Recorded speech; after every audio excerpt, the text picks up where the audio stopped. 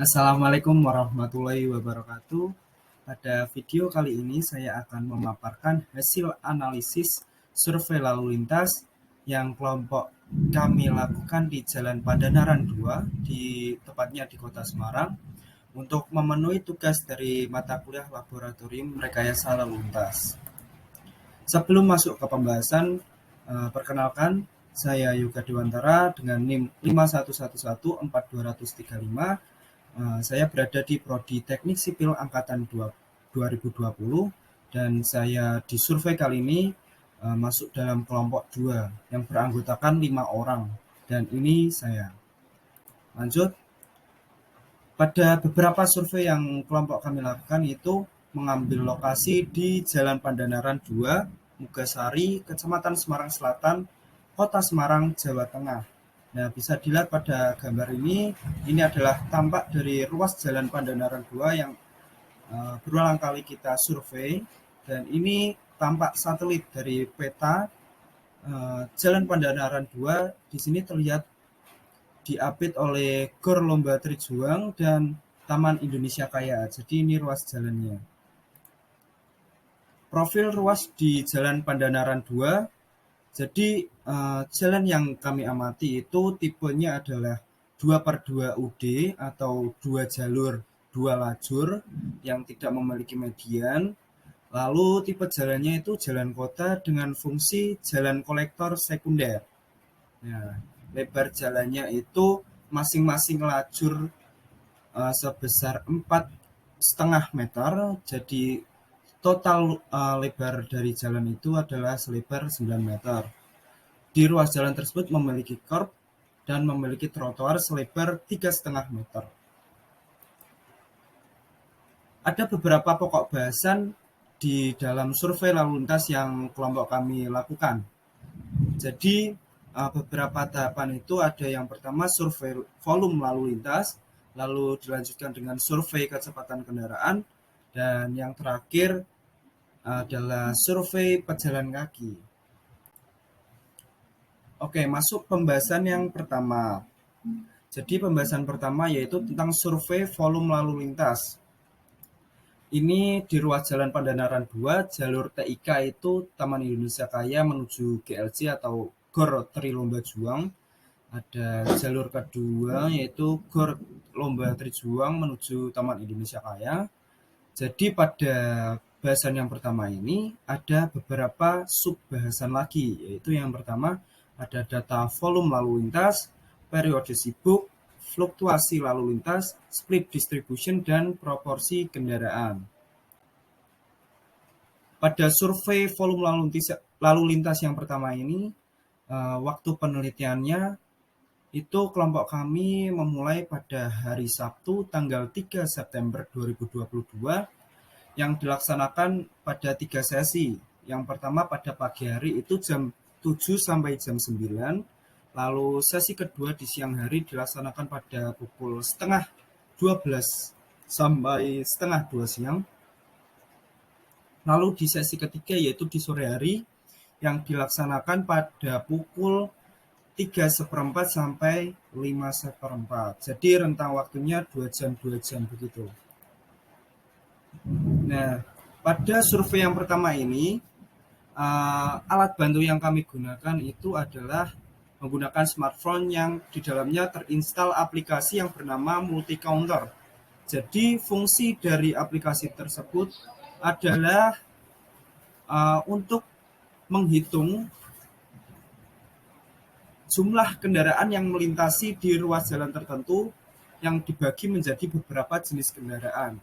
Jadi ketika kami mengamati di suatu ruas jalan, ketika ada kendaraan yang lewat, kita bisa memencet tombol tambah dan sesuai dengan jenis kendaraan yang lewat pada waktu yang kita amati pada saat itu. Nah, untuk data volume lalu lintas yang pertama, itu ada rekapitulasi jalur 1, yaitu dari GLJ menuju TIK. Nah, di sini bisa dilihat ada tabel volume lalu lintas berupa banyaknya kendaraan.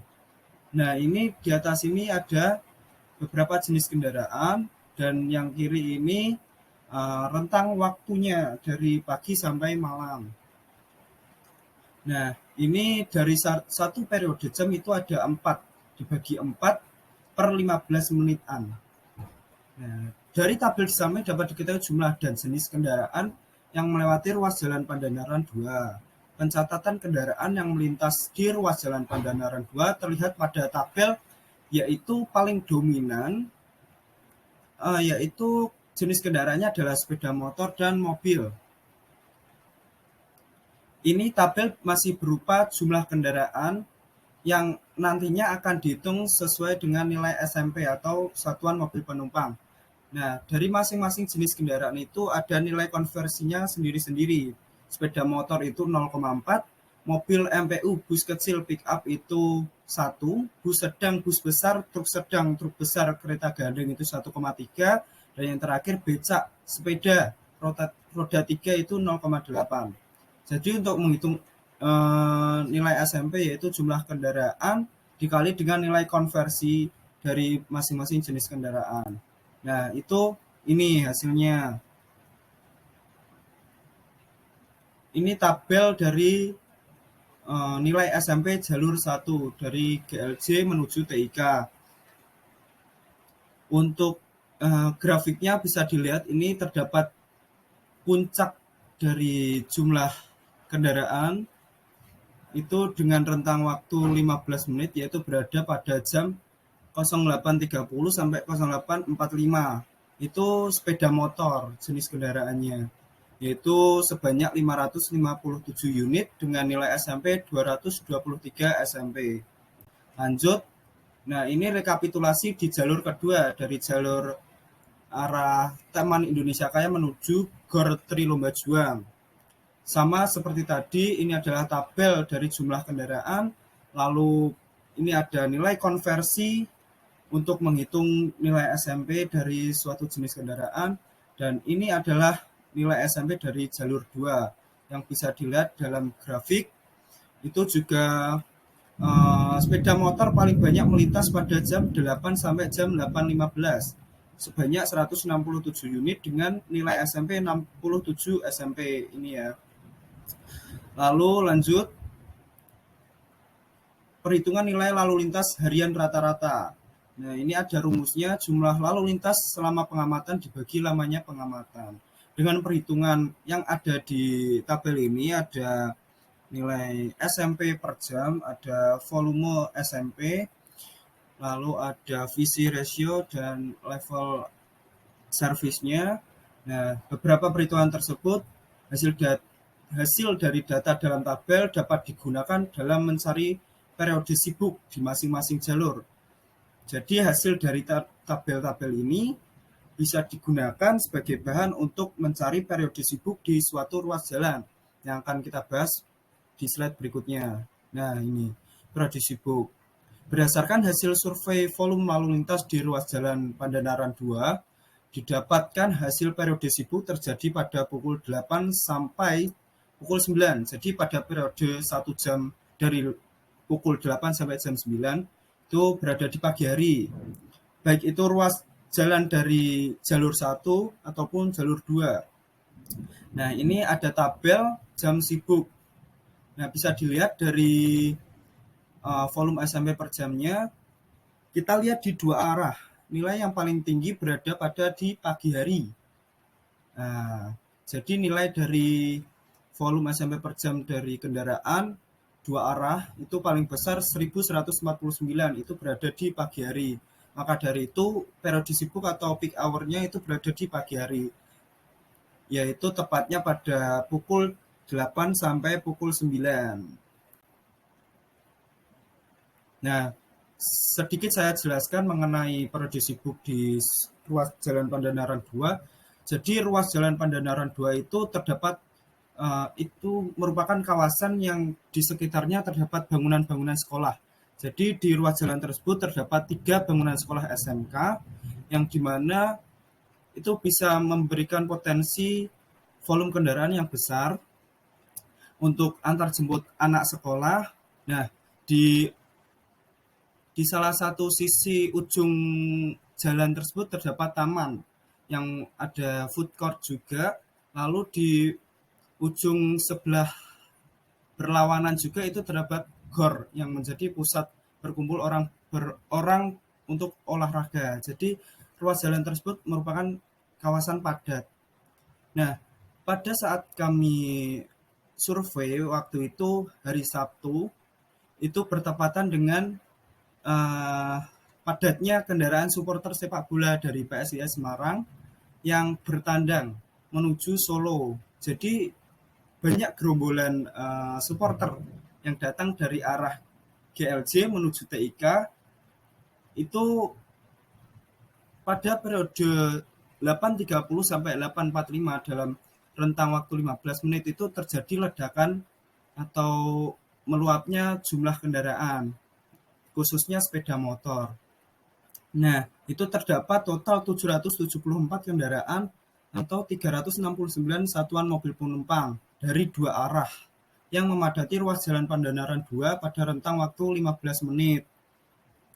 Melesatnya jumlah kendaraan pada rentang waktu tersebut terjadi hanya sesaat dan setelahnya volume lalu lintas menjadi normal dan jumlah kendaraan tidak sebanyak saat waktu puncak tersebut.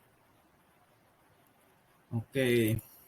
Nah, ini bisa dilihat grafiknya dari arah GLJ menuju TIK. Ini ada puncaknya itu pada 8.30, 8.45. Lalu di arah sebaliknya juga terdapat periode jam itu meningkat dari 8 sampai 9. Lalu dua arah juga peak hour-nya terjadi pada periode jam 8 sampai jam 9. Fluktuasi volume lalu lintas. Jadi volume lalu lintas pada setiap waktu akan selalu berubah-ubah sesuai dengan kebutuhan pergerakan dari pengguna jalan. Secara umum, perkotaan terdapat jam puncak pagi dan sore yang pada jam puncak ini didominasi oleh pergerakan pulang dan pergi kerja. Dari grafik terlihat bahwa jam puncak terjadi pada pagi hari pukul jam 8 sampai jam 9. Itu pada sore hari juga terdapat peak hour yaitu dari mulai pukul 4 sampai jam 5 sore. Itu ada beberapa keperluan masing-masing ya. Kalau sore mungkin untuk berolahraga atau kalau pagi itu antar jemput anak atau bagaimana. Kita lanjut untuk ke pembahasan split distribution.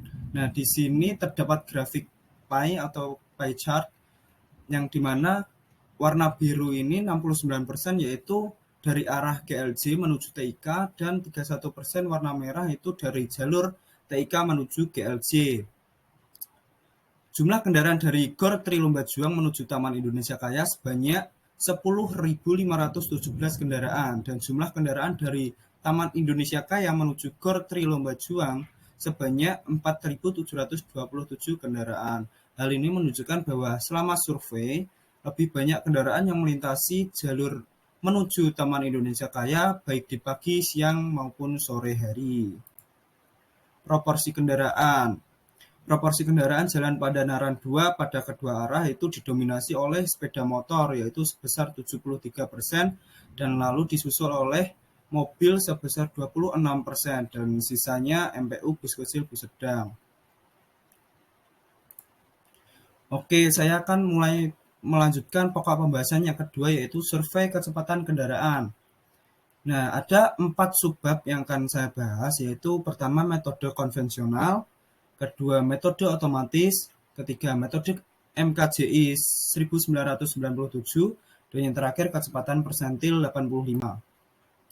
Waktu penelitiannya dilakukan pada ruas jalan yang sama, tanggal 16 September, waktunya jam 10 sampai jam 12, jadi rentang waktu 2 jam. Metode konvensional itu langkah-langkahnya pengamat menempati pos-pos yang telah ditentukan, jarak yaitu sepanjang 50 meter. Pengamat harus menempati posisi pada titik-titik pengamatan yang telah ditentukan. Pandangan pengamat ke arah jalur pengamatan dan menghadap lurus ke arah datangnya kendaraan. Setiap pengamat menghitung jumlah kendaraan dan kecepatan di setiap titik jalur pengamatan yang telah ditentukan dengan jenis kendaraan yang telah ditentukan. Pengamatan dilakukan sesuai banyaknya jenis dan jumlah sampel kendaraan, dan yang terakhir hasil pengamatan dicatat dalam formulir yang telah disediakan. Jadi kalau metode konvensional yang dibutuhkan itu yaitu stopwatch. Jadi nanti output dari metode tersebut adalah waktu. Lalu untuk metode otomatis, langkah-langkahnya pengamat menempati pos-pos yang telah ditentukan sejauh enggak, itu jadi jarak antar pengamat dengan kendaraan yang diamati itu 10 meter. Nah, silakan jarak pengamat dengan kendaraan disesuaikan dengan aplikasi. Lakukan pengukuran dengan aplikasi yang bernama Speedgun atau Speedmeter, Speed Smart. Pengamatan dilakukan sesuai banyaknya jenis dan jumlah sampel kendaraan. Nah, nanti hasilnya dicatat dalam formulir.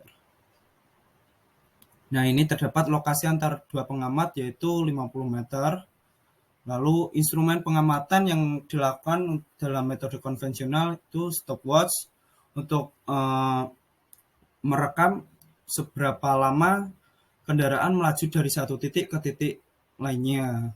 Lalu alat tulis, formulir, dan pemberi tanda itu bisa menggunakan bendera maupun menggunakan smartphone. Nah, pada survei yang kelompok kami lakukan itu menggunakan bantuan telepon via WhatsApp. Jadi pengamat 1 dan pengamat 2 terhubung oleh telepon tersebut.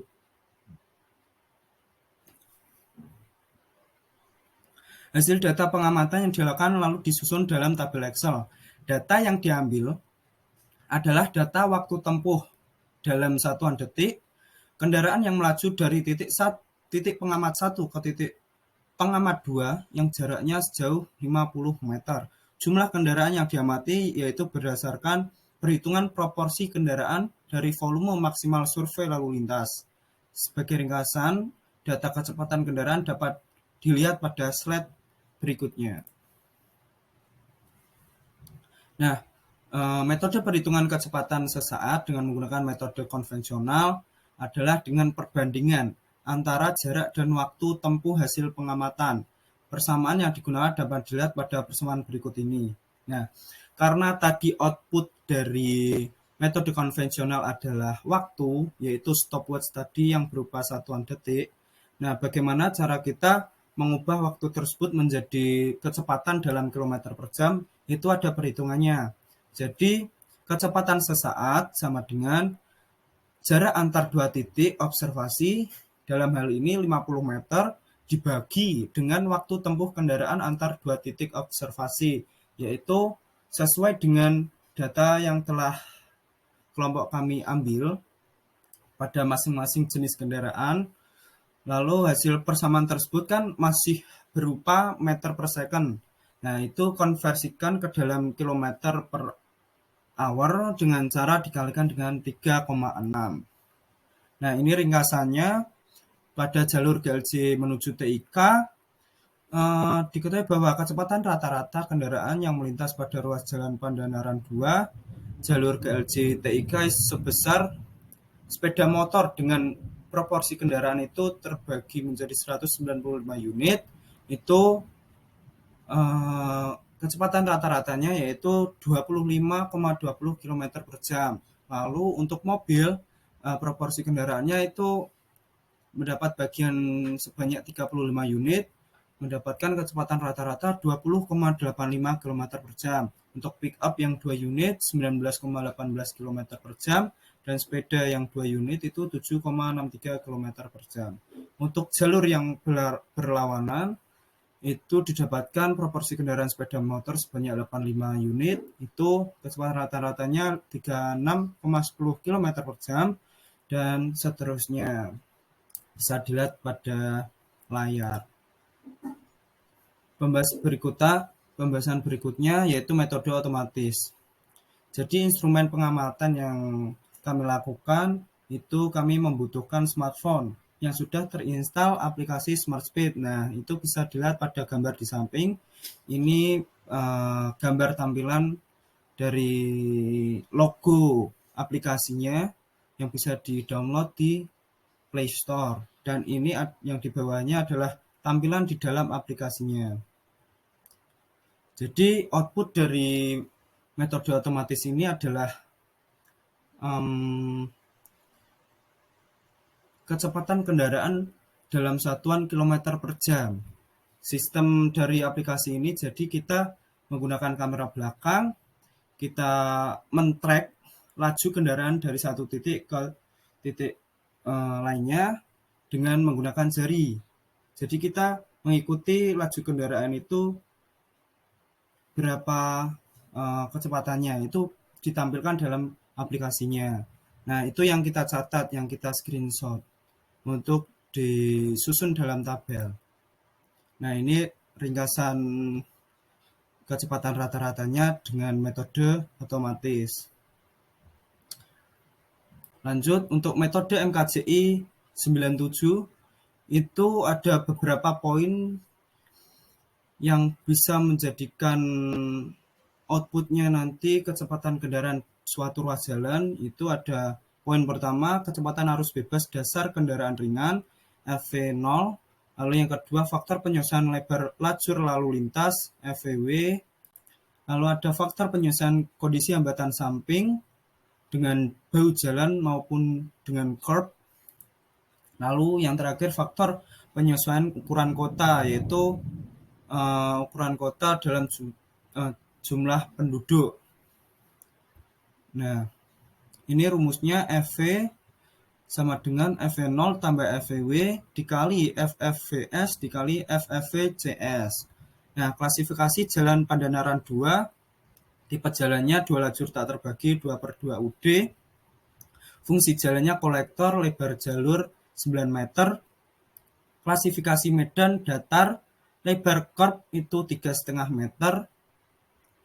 Maaf, maksudnya ini lebar trotoar 3,5 meter, lalu hambatan samping sekolah kategori tinggi, jumlah penduduk 1.600.000 sekian penduduk.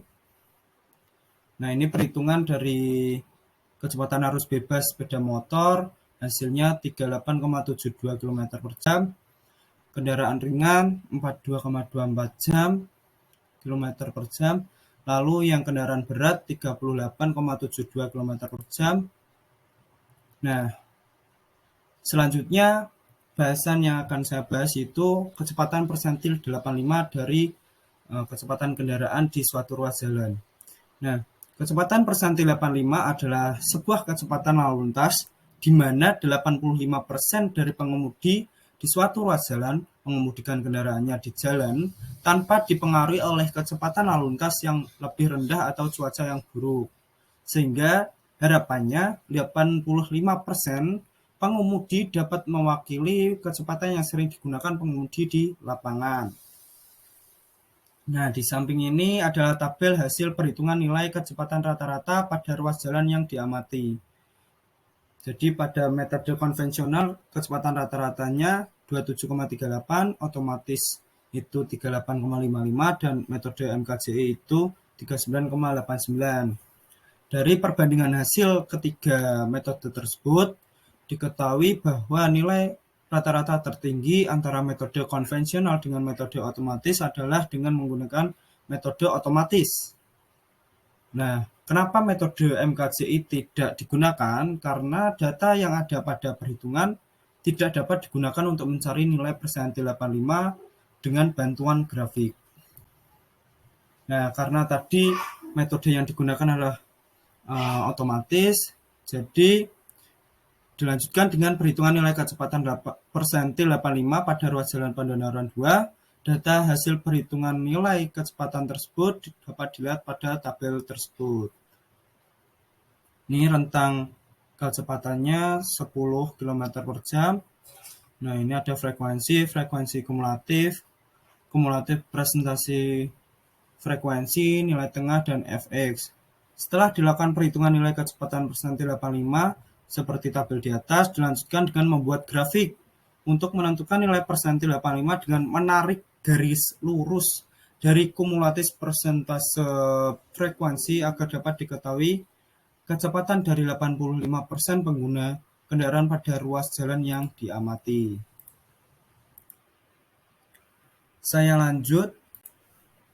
Nah, dapat dilihat pada grafik di samping Ini adalah grafik persentil 85.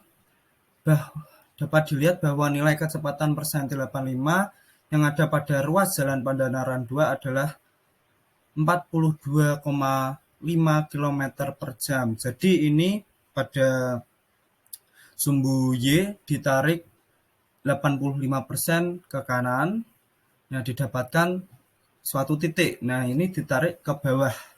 Nah nanti dapat diketahui berapa nilai kecepatan kilometer per jam persentil 85 yang ada di ruas jalan.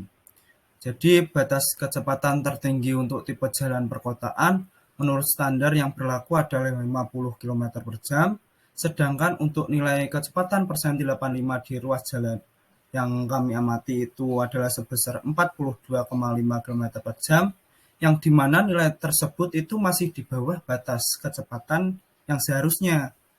Jadi, rekomendasi yang tepat untuk merencanakan kecepatan pada ruas jalan tersebut agar meminimalisir pengendara tidak melebihi batas kecepatan 50 km per jam adalah dengan memberikan rambu peringatan dilarang berkendara dengan kecepatan di atas 50 km per jam.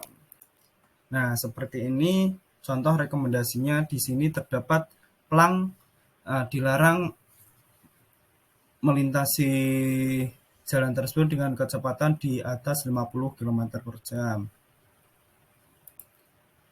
Untuk pembahasan survei yang terakhir adalah survei pejalan kaki. Di sini ada beberapa subbahasan, yaitu volume pejalan kaki, perencanaan trotoar, volume orang menyeberang, profil jalan, rekomendasi trotoar, dan rekomendasi persentil. Yang pertama, pelaksanaan survei kecepatan kendaraan dilaksanakan pada Rabu 28 September 2022 pada waktu jam 4 sore sampai jam 5 sore. Metode survei yang digunakan adalah dengan metode perhitungan secara manual dengan menggunakan aplikasi multi-counter. Teknik survei volume pejalan kaki di ruas jalan Pandanaran 2 ini adalah sebagai berikut. Pencatatan volume dilakukan di kedua arah pada ruas jalan tersebut. Rentang pengamatan volume pejalan kaki ditetapkan sebesar 50 meter. Pengambilan data dilakukan pada jam sibuk jalan tersebut. Karena pada ruas jalan Pandanaran 2 didominasi oleh kegiatan sekolah, maka diputuskan untuk melakukan survei pada jam pulang sekolah, yaitu pukul jam 4 sampai jam 5. Pencatatan dilakukan dengan menggunakan aplikasi multi-counter pada smartphone. Nah, pada subbahasan yang pertama, volume pejalan kaki. Survei lalu lintas pejalan kaki dilakukan dengan menghitung intensitas volume pejalan kaki yang melewati ruas jalan tertentu. Survei dilakukan agar fasilitas untuk pejalan kaki yang ada pada ruas jalan tersebut memadai. Nah, pengamatan itu dilakukan dalam rentang 50-100 meter selama 1 jam. Kami melakukan dari pukul 4 sore sampai 5 sore, merupakan waktu pulang sekolah. Nah, ini volume pejalan kaki yang kami amati dari arah GLJ menuju TIK itu sebanyak 121 orang, dan arah TIK menuju GLJ itu sebanyak 65 orang dalam rentang 1 jam. Dari hasil survei diketahui bahwa volume pejalan kaki pada arah GLJ TIK lebih banyak daripada arah sebaliknya. Nah, untuk menghitung arus pejalan kaki dalam satuan orang per menit per meter dalam satu lintasan, digunakan data pejalan kaki yang memiliki volume terbesar. Dalam hal ini, data yang digunakan adalah data volume pejalan kaki pada arah GLJ menuju TIK, yaitu sebesar 121 orang per jam. Nah, itu dari 121 per 60 menit per 50 meter, itu dijadikan dalam satuan orang per menit per meter. Nah, itu didapatkan hasil 0,04 orang per menit per meter. Nah, perencanaan trotoar masih berhubungan dengan perhitungan yang tadi. Lebar efektif minimum ruang pejalan kaki adalah 60 cm ditambah 15 cm, sehingga kebutuhan ruang untuk 2 orang berpapasan adalah 150 cm. Untuk mendapatkan lebar trotoar ideal dapat digunakan rumus sebagai berikut. W sama dengan P dibagi 35 ditambah 1,5. W itu lebar jalur pejalan kaki dan P adalah volume pejalan kaki dalam satuan orang per menit per meter. Dengan menggunakan rumus tersebut, dapat ditentukan dimensi lebar jalur pejalan kaki pada ruas jalan yang diamati. Perhitungan rumus tersebut seperti di bawah ini. Jadi P-nya itu seperti slide sebelumnya. Nah, ini arus pejalan kaki P yaitu 0,04 orang per menit per meter dimasukkan ke rumus per 35 ditambah 1,5 yaitu didapat hasil 0,0011 ditambah 1,5 dan hasil akhirnya adalah W atau lebar jalur pejalan kaki itu selebar 1,5011 meter. Lanjut, subbahasan yang berikutnya, volume orang menyeberang. Pada ruas jalan Pandanaran 2 yang diamati, telah terdapat fasilitas penyeberangan pejalan kaki berupa penyeberangan sebidang zebra cross seperti gambar di bawah ini. Berhubung pada ruas jalan yang diamati telah terdapat rekomendasi fasilitas penyeberangan berupa zebra cross tadi, maka tidak dilakukan perhitungan arus lalu lintas penyeberangan pejalan kaki pada ruas jalan tersebut, sesuai kesepakatan antara Pak Farhan dengan mahasiswa. Jika pada suatu ruas jalan terdapat zebra cross, maka tidak dilakukan survei orang menyeberang. Nah, ini profil Jalan Pandanaran 2 khususnya di detail trotoarnya, lebar jalan 9 meter, lebar trotoar 3,5, kemiringan trotoar itu 2 derajat. Lalu pada lintasan trotoar terdapat beberapa hambatan yang dapat menghalangi gerak pejalan kaki yang melintasi trotoar tersebut. Di antaranya tanaman peneduh dan tiang lampu penerang. Rekomendasi lebar trotoar. Lebar trotoar faktual ruas Jalan Pandanaran 2 yang selebar 3,5 meter sebenarnya itu sudah melebihi perhitungan dimensi lebar fasilitas pejalan kaki yang hanya 1,5011 meter yang sudah kita hitung sebelumnya. Tetapi pada kenyataannya terdapat beberapa hambatan yang berada di lintasan trotoar tersebut, seperti pohon dan tiang listrik atau tiang lampu.